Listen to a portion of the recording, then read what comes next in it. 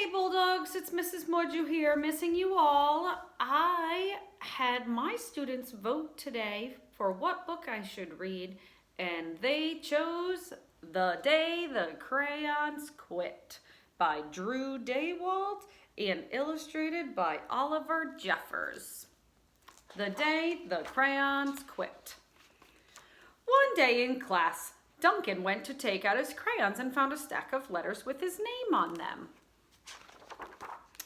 Hey Duncan, it's me, Red Crayon. We need to talk. You make me work harder than any of your other crayons. All year long I wear myself out coloring fire engines, apples, strawberries, and everything else that's red.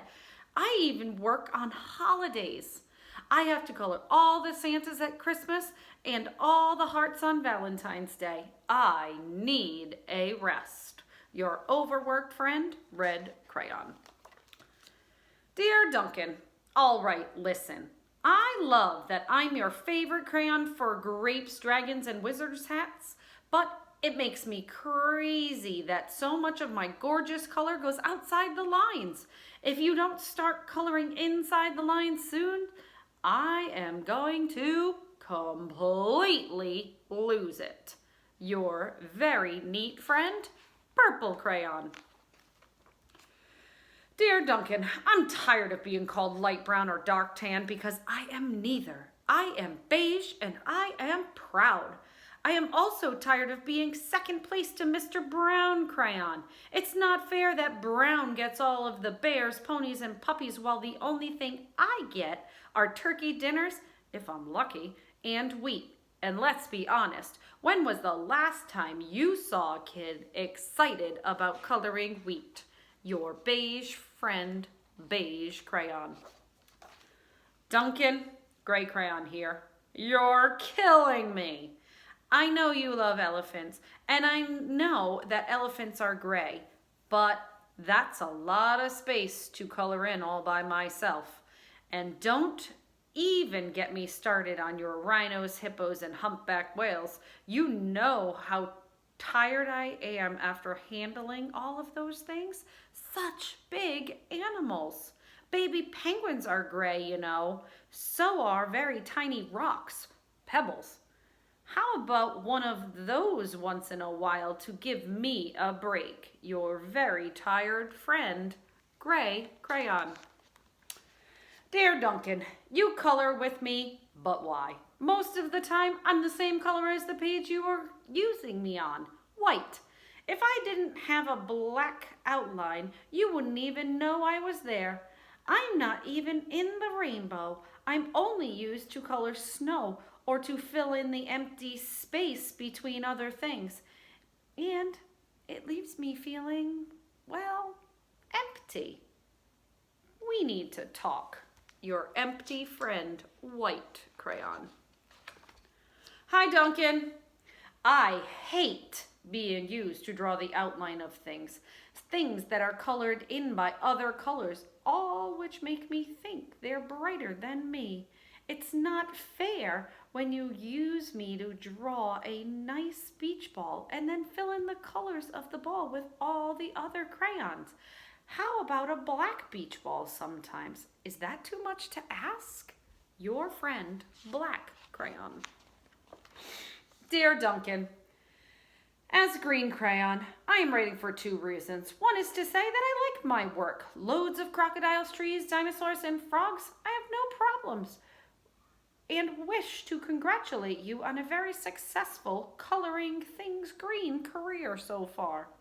The second reason I write is for my friends, Yellow Crayon and Orange Crayon, who are no longer speaking to each other. Both crayons feel they should be the color of the sun. Please settle this soon because they're driving the rest of us crazy. Your happy friend, Green Crayon. Dear Duncan, Yellow Crayon here. I need you to tell Orange Crayon that I am the color of the sun. I would tell him, but we are no longer speaking, and I can prove I'm the color of the sun. You used me to color in the sun on your Happy Farm coloring book. In case you've forgotten, it's on page 7. You can't miss me. I'm shining down brilliantly on a field of yellow corn. Your pal in the true color of the sun, yellow crayon.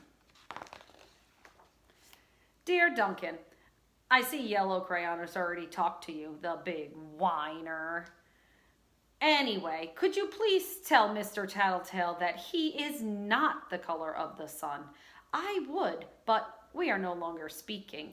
We both know I'm clearly the color of the sun because on Thursday you used me to color the sun on both the Monkey Island pages and the Meet the Zookeeper pages in your Day at the Zoo coloring book. Aren't you glad I'm here? Your pal, and the real color of the sun, orange crayon. Dear Duncan, it has been great being your favorite color this past year, and the year before, and the year before that.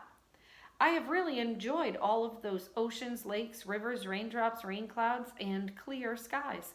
But the bad news is that I am so short and stubby. I can't even see over the railing in the crayon box anymore. I need a break. Your very stubby friend, Blue Crayon. Duncan, okay, listen here, kid. You have not used me once in the past year. It's because you think I'm a girl's color, isn't it? Speaking of which, please tell your little sister I said thank you for using me to color in her little princess coloring book. I think she did a fabulous job of staying inside the lines. Now, back to us. Could you please use me sometime to color the occasional pink dinosaur or monster or cowboy? Goodness knows they could use a splash of color. Your unused friend, Pink Crayon.